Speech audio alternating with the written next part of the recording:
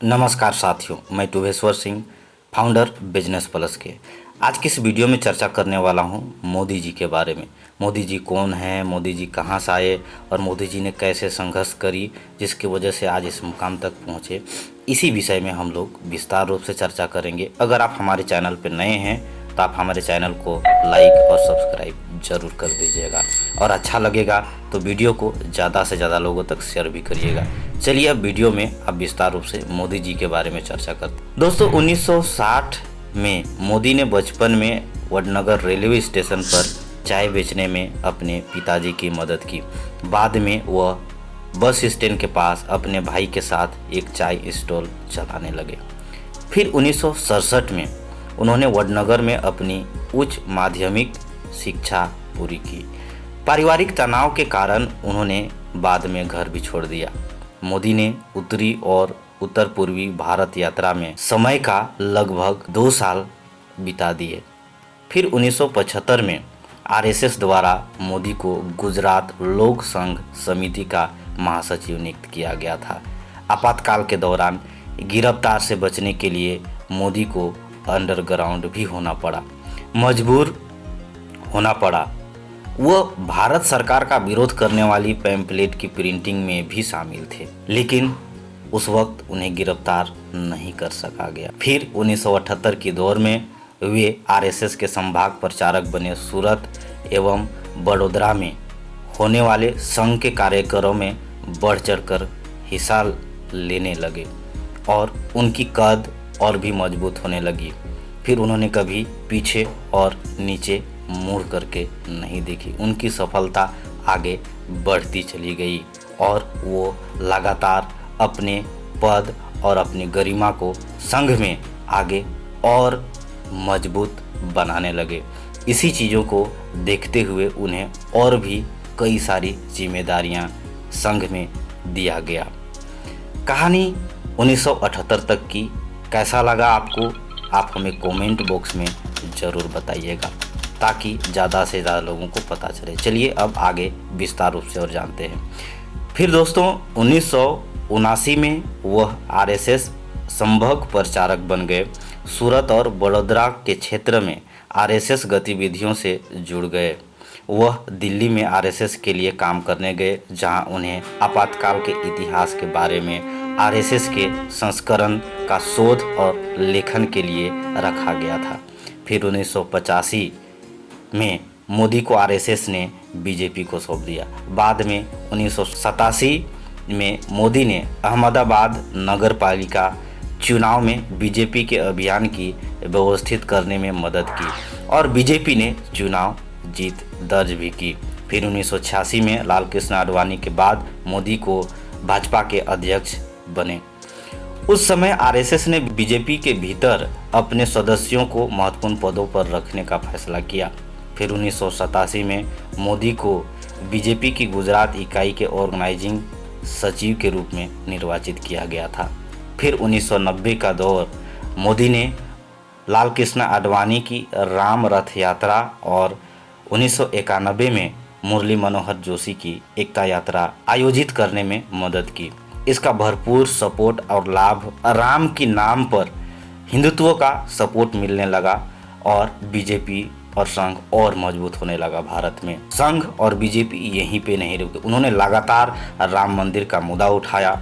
इसके बाद उन्हें यानी कि बीजेपी को जीत दर्ज भी हुई और उन्होंने सरकार तक बनाई। ये दौर थी 1990 तक का।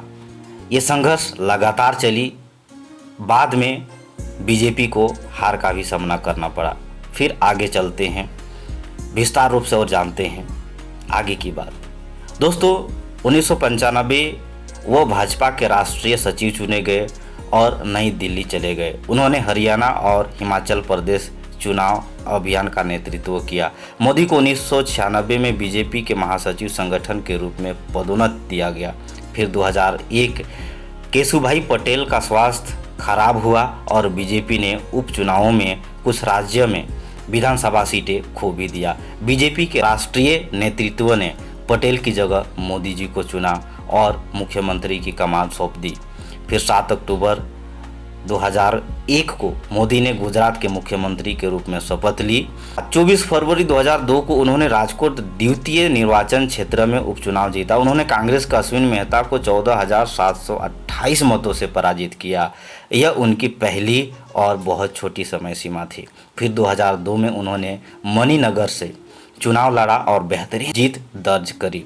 उन्होंने कांग्रेस के ओझा यतीन भाई नरेंद्र कुमार को 38,256 मतों से पराजित किया। उन्होंने गुजरात के मुख्यमंत्री के रूप में दूसरी पारी के लिए भी चुना गया।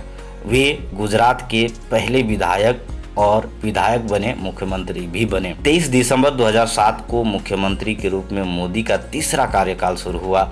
20 दिसंबर 12 को पूरा हुआ। इस बार फिर उन्हें मणिनगर से जीत हासिल हुई। उन्होंने कांग्रेस के दिनसा पटेल को भारी मतों से हराया। ये थी 2007 तक की संघर्ष की कहानी। मोदी जी की संघर्ष और मेहनत यहीं तक नहीं रुकी। उन्होंने गुजरात के लिए बहुत सारी काम किया और गुजरात मॉडल काफ़ी चर्चा होने लगा देश में। अब चलिए आगे मोदी जी के और विस्तार रूप से चर्चा करते हैं। दोस्तों, फिर आई 2012। फिर मोदी जी ने फिर से मणिनगर से चुने गए। इस बार उन्हें भट्ट श्वेता संजीव को 34,097 मतों से पराजित किया। उन्होंने फिर से मुख्यमंत्री के रूप में चौथे कार्यकाल के रूप में शपथ ली। वे लगातार गुजरात के मुख्यमंत्री बने। बाद में उन्होंने 2014 में विधानसभा से इस्तीफा दे दिया।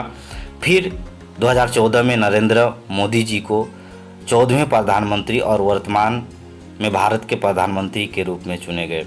मोदी ने 26 मई 2014 को भारत के प्रधानमंत्री के रूप में शपथ ली।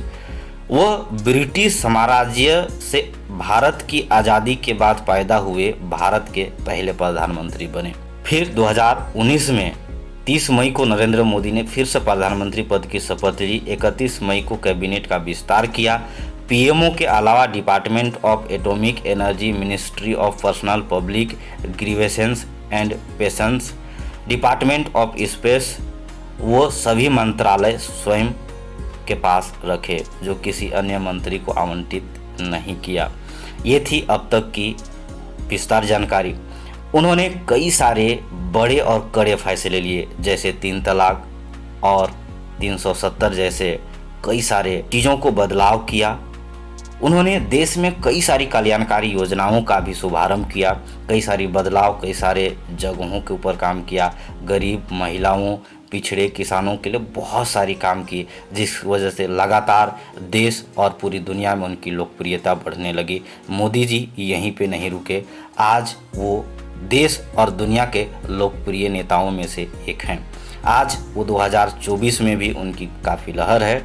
ऐसा लगता है कि फिर से वो 2024 में चुने जाएंगे। आपका क्या राय है, आप हमें कमेंट में ज़रूर बताइएगा। तो दोस्तों, मोदी जी की ये जानकारी आपको कैसा लगा, आप हमें कमेंट करके ज़रूर बताइएगा। आगे मैं किस टॉपिक पर वीडियो बनाऊंगा, आप हमें ज़रूर बताइएगा। ज़्यादा से ज़्यादा लोगों तक शेयर करना ना भूलेंगे और चैनल को लाइक और सब्सक्राइब करना भी ना भूलेंगे, ताकि मैं आगे आपके लिए और भी नई नई इन्फॉर्मेशन और जानकारी देता रहूँगा। ज़्यादा से ज़्यादा लोगों तक इस वीडियो को ज़रूर शेयर करें, ताकि मोदी जी के बारे में ज़्यादा से ज़्यादा लोगों को जानकारी मिले। नमस्कार, जय हिंद।